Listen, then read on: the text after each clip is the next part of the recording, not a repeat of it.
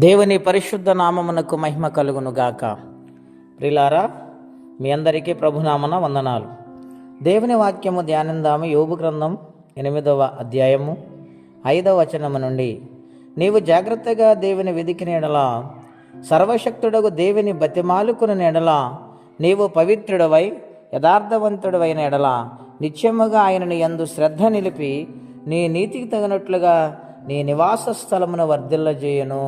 ప్రియులారా, పరిశుద్ధాత్మ దేవుడు మనతో మాట్లాడుచున్న మాటలు దేవుని వెదుకటలో జాగ్రత్త ఉండాలని, జాగ్రత్త కలిగి దేవునిని వెదకాలని ఇక్కడ మాట్లాడుచు ఉన్నారు దేవుడు. గనుక దేవుని సన్నిధానములో మనం ఎలా వెతుకుతున్నాము ఆలోచన చేయాలి. చాలామంది దేవునికి సమయం ఇవ్వరండి. సమయమంతా కూడా వ్యర్థపరిచి కొద్ది సమయం ఇవ్వటానికి ప్రయత్నం చేస్తారు. ఒక్కొక్కసారి ఆ సమయాన్ని కూడా ఇవ్వకుండా చాలామంది ఉంటారు. ప్రియులారా, అటువంటి అశ్రద్ధగా ఎదిగితే దేవుడు వింటాడండి.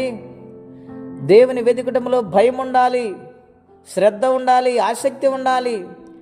అటువంటి జాగ్రత్త తీసుకుంటేనే, చూడండి, ఈ లోకంలో ఏదైనా మనం పని చేయటానికైనా, ఏదైనా ప్రారంభించటానికైనా, లేక ఏదైనా సరే సంపాదించటానికైనా ఎంతో జాగ్రత్త కలిగి ఆలోచన చేస్తాము కదండి.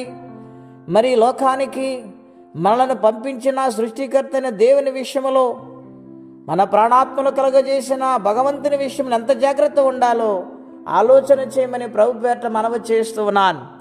జాగ్రత్తగా వెదిగితే దేవుడు ఆశ్చర్యకార్యాలు జరిగిస్తారని వాగ్దానం చేస్తూ ఉన్నాడు. రెండవదిగా నీతి ఉండాలండి, యథార్థత ఉండాలండి. ఆ విధముగా ఎతికేవారిగా మారాలి.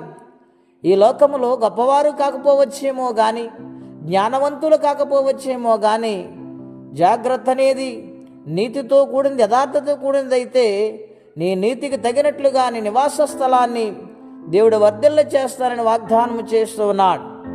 అవును ప్రియులారా, యెషయా గ్రంథం 55వ అధ్యాయం 6వ వచనం రాయబడింది, దేవుని వెదుకటలో మనం సమయం ఇవ్వాలని.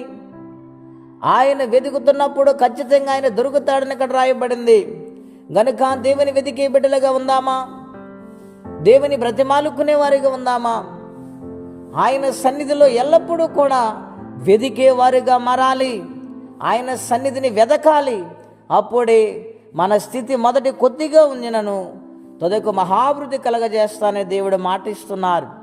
గనుక ఆయన మాట ఇచ్చినవాడు నమ్మదగిన వాడు. గనుక నమ్మదగిన దేవుని వైపు మన జీవితాన్ని సమర్పించుకొని వెదికేవారిగా మారదాం. మట్టి కృపా తీర్మానం పరిశుద్ధాత్మదేవుడు మనందరికీ దయచేయునుగాక. ప్రార్థనండి. అత్యంత కృప కలిగిన దేవా, మహోన్నతమైన మీ నామం కొరకై స్తోత్రం చెల్లిస్తున్నాము. నిన్ను వెతికుడిలో జాగ్రత్త ఉండమని, నిన్ను బ్రతిమాలుటూ లోబడి జీవించమని, నాయన నీతి యథార్థత బ్రతకమని మీరు ప్రేమతో హెచ్చరిస్తూ ఉన్నారు. మీ మాటకు లోబడి జీవించేవారుగా మీ కృపా సహాయం, మీ ఆత్మ సహాయం మాకు దయచేయండి. ఎవరి కష్టముల బాధలు ఇబ్బందులు ఉన్నారు వారికి మీ కృపా సహాయం ఇచ్చి మహిమ తెచ్చుకోమని, ఈ దినము దీవెనకరంగా మార్చమని యేసుక్రీస్తు వారి పుణ్యనామములో ప్రార్థించి స్తుతించి వేడుచున్నాము తండ్రి. ఆమెన్. దేవుడు నిండారుగా మనల్ని దీవించునుగాక. ఆమెన్.